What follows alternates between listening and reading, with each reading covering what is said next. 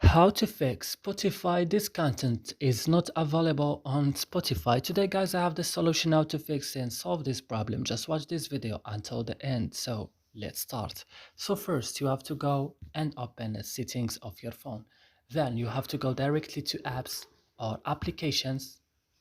And here you will find all the application that you have on your phone. So what you should do, just search for Spotify.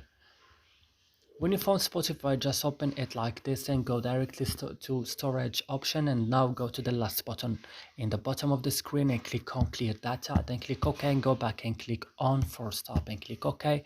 And now what you should do, just go to Play Store and update your Spotify again. And that's it, guys. I hope this video is useful for you. Do not forget to like and subscribe in our channel. See you in another video.